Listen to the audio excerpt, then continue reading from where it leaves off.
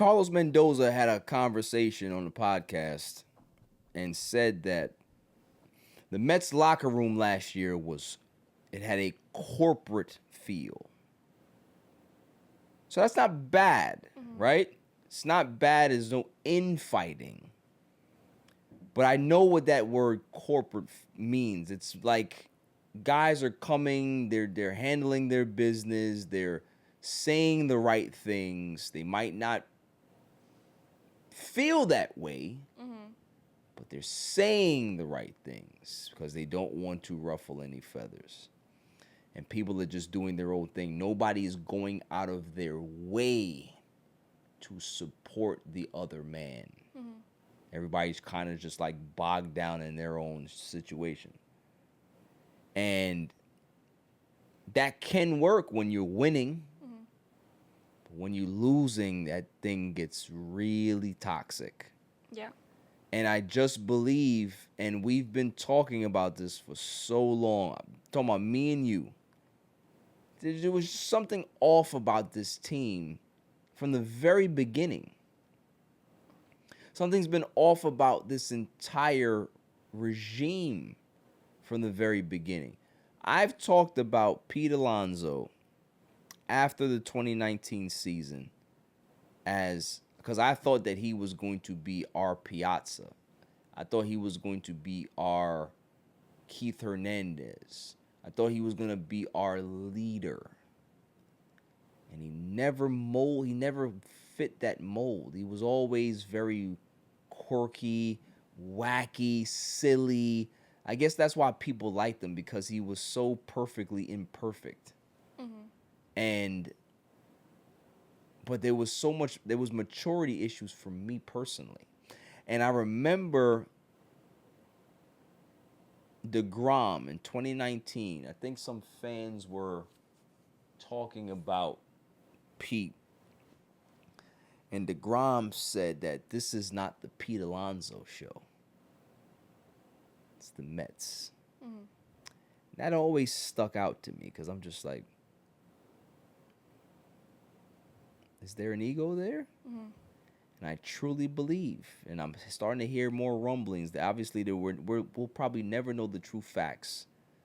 But where there's smoke, there's fire. There was rumblings about Pete being a little bit of an egomaniac. Him being very egocentric. Me. And when you look at how he moved on that team, when you hear his press conference with the Baltimore Orioles, it sounds very similar. You're going to blame the lack of pitching, but not take accountability for your business of failing in regards to runners in scoring position, certain times where you slumped. It's nobody's fault, really, but your responsibility as a leader is to take blame even when it's not on you per se. Hell, Juan Soto did. He just got here. Yeah. We lost as a team. We failed. I don't care how good I did. We failed. Pete Alonso, the pitching wasn't our fault. Okay. That's why David Stearns wanted Jude out of here. Because at the end of the day, people need to start realizing that your individual numbers in baseball means nothing to the team. And this is a guy that was second in home runs in the league since he got called up. Where has it gotten the Mets? 2 playoff appearances. That's it. Yeah. Sent home too. 1 lucky run. Yeah. And you got packed up. Yeah.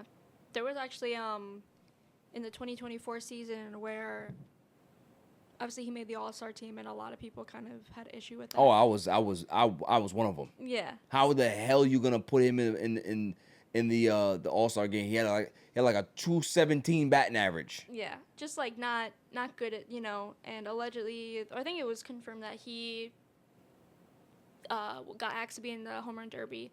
They said, well, I'm only going to do it if you put me on the All-Star team. And then they did it. And then around the same time, there was reporters had asked, like, after the game and whatnot,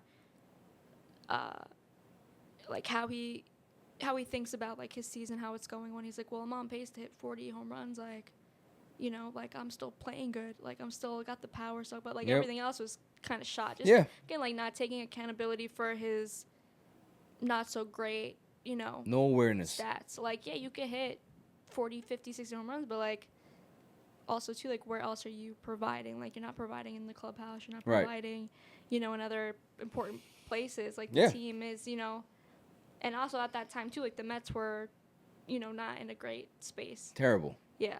So not really taking that leadership of, you know, hey, like we kind of suck, we're gonna kind of get the guys together and whatnot, but just looking at me and like what I'm doing. Right, exactly. Yeah. Instead of saying, listen, if they vote me into the All-Star game this year, cool, but I'm not focused on that. I'm focused on trying to get these young guys, trying to get our team back to a winning mentality, and hopefully we can be able to start winning some games and turn this thing around. But very, very egocentric, and I see why they needed to make a change. I understand now, and I'm happy with it because I was okay with Pete leaving last year.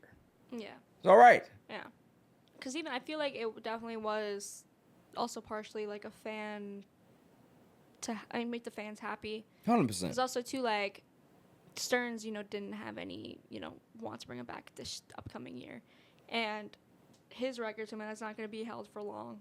You know, you have Lindor, you have Juan Soto, you know, could break that, you know, very quickly. So it's just like a fanfare moment to bring him back one last year and, you know, send him off. Yeah, I agree. Let him get the record and let him go F off after that. Yeah, okay, you got the record. You happy? Go. There's the door. Go.